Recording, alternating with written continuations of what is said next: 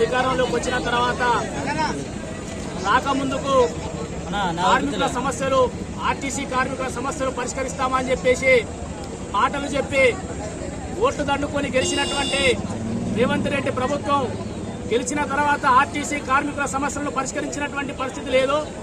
వారి సమస్యలు పరిష్కరించాలని చెప్పేసి 2 రోజులుగా రాష్ట్ర వ్యాప్తంగా ఆర్టీసీ కార్మికులు సమ్మె చేస్తా ఉంటే దున్నపోతు మీద వానపడ్డట్టుగా రాష్ట్ర ప్రభుత్వం వివరిస్తున్నటువంటి పరిస్థితి కనబడతా ఉంది. ఆ తరుణంలో మనస్తాపానికి చెందినటువంటి నర్సంపేటలో ఉన్నటువంటి శంకర్ గౌడ్ అనేటువంటి కార్మికుడు ఈ రోజు కిరోసిన్ పోసుకుని ఆత్మహత్యానికి పాల్పడడం అనేటువంటిది జరిగింది. వారి కుటుంబాలకు సంబంధించినటువంటి ఆర్థిక పరిస్థితితో కొట్టుమిట్టాడుతూ చాలీనటువంటి వేతనాలతో ఈ రోజు ఆర్టీసీ కార్మికులు పనిచేస్తున్నటువంటి పరిస్థితి ఉంది. ఆర్టీసీ కార్మికులమైనటువంటి న్యాయమైనటువంటి డిమాండ్లు ఏవైతే ఉన్నాయో ఆ న్యాయమైనటువంటి డిమాండ్లను పరిష్కరించాలని చెప్పేసి పోరాటం చేస్తున్నటువంటి కార్మికుల పైన ఈ రోజు వాళ్ళని తీసేయాలనేటువంటి ఒక దుర్బుద్ధితో ఆలోచనలు ప్రయత్నం చేస్తా ఉంది. భవిష్యత్తులోనైనా ఆర్టీసీ కార్మికుల సమస్యలు పరిష్కారం చేసి వాళ్ళ సమస్యలు పరిష్కరించే విధంగా ప్రయత్నం చేయాలి. ఆర్టీసీని మొత్తం ప్రభుత్వంలో విలీనం చేయాలని చెప్పేసి మేము డిమాండ్ చేస్తా ఉన్నాం. ఏదైతే శంకర్ గౌడ్ ఆత్మహత్యానికి పాల్పడ్డాడో వారి కుటుంబానికి న్యాయం చేయాలని చెప్పేసి సిపిఎం పార్టీగా డిమాండ్ చేస్తా ఉన్నాం. హన్మకొండ శ్రీధర్, సిపిఎం నర్సంపేట పట్టణ కార్యదర్శి. అధికారంలోకి వచ్చిన తర్వాత రాకముందుకు కార్మికుల సమస్యలు ఆర్టీసీ కార్మికుల సమస్యలు పరిష్కరిస్తామని చెప్పేసి మాటలు చెప్పి ఓట్లు దండుకొని గెలిచినటువంటి రేవంత్ రెడ్డి ప్రభుత్వం గెలిచిన తర్వాత ఆర్టీసీ కార్మికుల సమస్యలను పరిష్కరించినటువంటి పరిస్థితి లేదు. వారి సమస్యలు పరిష్కరించాలని చెప్పేసి 2 రోజులుగా రాష్ట్ర వ్యాప్తంగా ఆర్టీసీ కార్మికులు సమ్మె చేస్తా ఉంటే దున్నపోతు మీద వానపడ్డట్టుగా రాష్ట్ర ప్రభుత్వం వివరిస్తున్నటువంటి పరిస్థితి కనబడతా ఉంది. ఆ తరుణంలో మనస్తాపానికి చెందినటువంటి నర్సంపేటలో ఉన్నటువంటి శంకర్ గౌడ్ అనేటువంటి కార్మికుడు ఈ రోజు కిరోసిన్ పోసుకుని ఆత్మహత్యానికి పాల్పడడం అనేటువంటిది జరిగింది. వారి కుటుంబాలకు సంబంధించినటువంటి ఆర్థిక పరిస్థితితో కొట్టుమిట్టాడుతూ చాలీనటువంటి వేతనాలతో ఈ రోజు ఆర్టీసీ కార్మికులు పనిచేస్తున్నటువంటి పరిస్థితి ఉంది.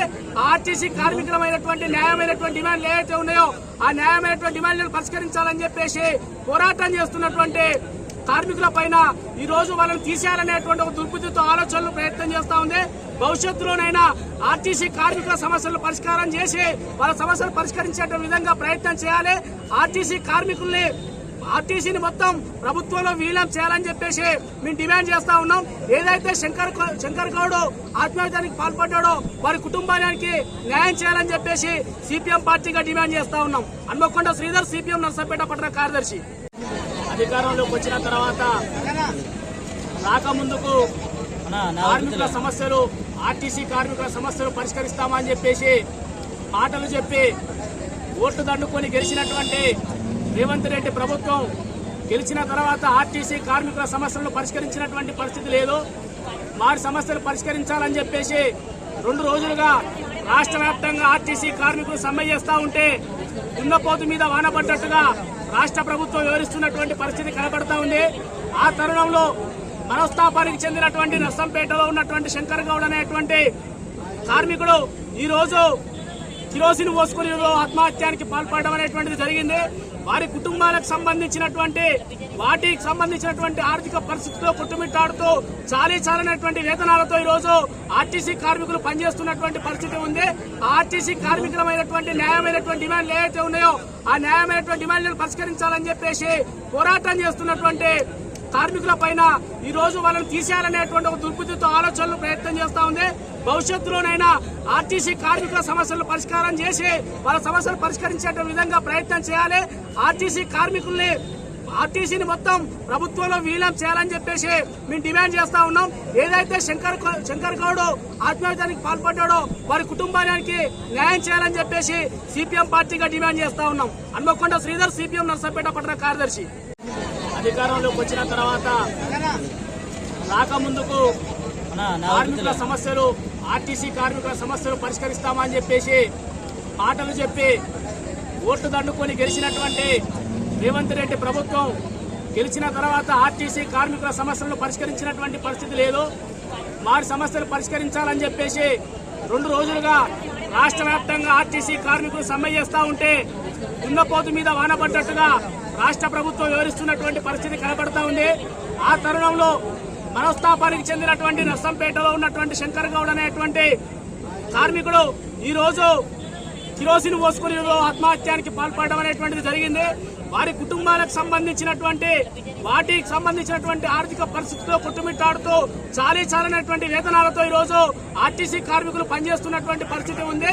ఆర్టీసీ కార్మికులమైనటువంటి న్యాయమైనటువంటి డిమాండ్లు ఏవైతే ఉన్నాయో ఆ న్యాయమైనటువంటి డిమాండ్లను పరిష్కరించాలని చెప్పేసి పోరాటం చేస్తున్నటువంటి కార్మికుల పైన ఈ రోజు వాళ్ళని తీసేయాలనేటువంటి ఒక దుర్బుద్ధితో ఆలోచనలు ప్రయత్నం చేస్తా ఉంది.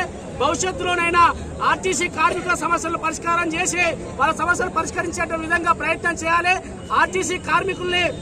ఆర్టీసీని మొత్తం ప్రభుత్వంలో విలీనం చేయాలని చెప్పేసి మేము డిమాండ్ చేస్తా ఉన్నాం.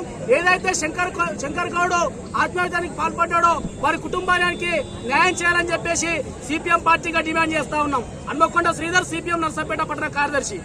ఎన్నికల దగ్గరకు వచ్చేసరికి విలీన ప్రక్రియ ఆగిపోయింది. ప్రభుత్వంలో విలీన ప్రక్రియ ఆర్టీసీని దాన్ని కొనసాగిస్తామని చెప్పి ఎన్నికల మేనిఫెస్టోలో స్పష్టంగా పెట్టినటువంటి కాంగ్రెస్ పార్టీ ఆర్టీసీ కార్మికుల యొక్క కష్టాన్ని సొమ్ము చేసుకుని ప్రభుత్వంలోకి వచ్చినటువంటి ముఖ్యమంత్రి రేవంత్ రెడ్డి ఆ తర్వాత 2.5 సంవత్సరాలుగా ఆర్టీసీ కార్మికులను వారి యొక్క హామీలను తుంగలో దొక్కి మహాలక్ష్మి పథకం అని చెప్పి ఆర్టీసీ కార్మికుల యొక్క శ్రమను సొమ్ము చేసుకొని ప్రభుత్వంలోకి వచ్చి మహిళల ఓట్లు తీసుకొని ఇవాళ ఆర్టీసీ కార్మికులు రోడ్డు మీద నెట్టాడు.